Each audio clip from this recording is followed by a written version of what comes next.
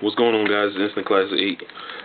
Just here to do a quick video, my thoughts of the rise and fall of WCW DVD. Just went out and picked it up this morning. Overall, it is a good DVD. As far as where it lines and the other rise and fall, of course, being ECW, it definitely is not up to par with that. That production on the DVD was just fantastic. I mean, even though it didn't give you the entire story, it gave you a gist of what happened and what ECW was all about.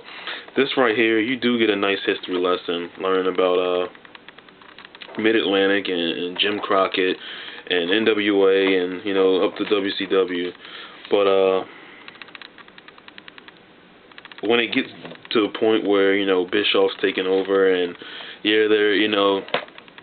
they go into detail, like, the era that I was watching, they were going into detail about how, building up Goldberg and everything. And I don't know, it's just, they were just, even though they did use old footage for Bischoff and everything, it was just making, like, they were full of themselves and, like, it was all about them. Like, WWE didn't even matter.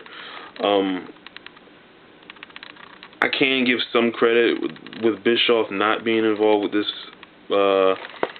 production.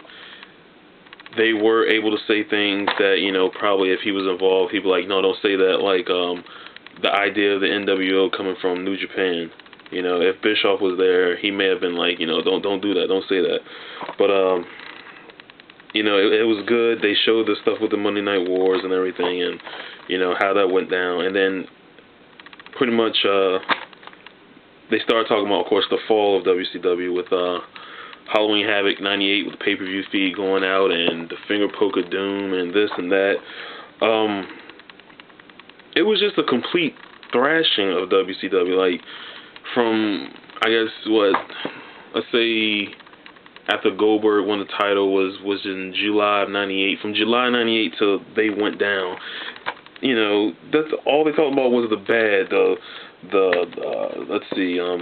Finger Poke of Doom, Nash booking himself to win the title, them bringing in the Kiss character, David Arquette winning the title, Vince Russo, and they even, oh god, they took a stab at Jarrett.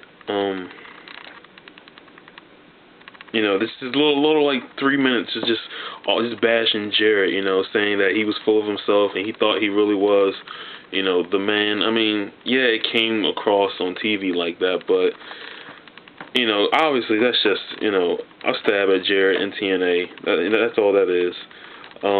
But they didn't give them, like, any credit. Granted, most of the things they were doing was bad. When they brought Vince Russo in, it was, pretty bad as far as storylines and everything. But even with matches and stuff, they put on some good matches, and, they didn't talk about, of course you can't talk about, a lot of the good matches because a lot of them involve stars that they're not affiliated with anymore, or stars that they just don't want to be affiliated, like Chris Benoit and everything. But, yeah, just complete thrashing. I mean, as far as the downfall goes, there is nothing new in this DVD.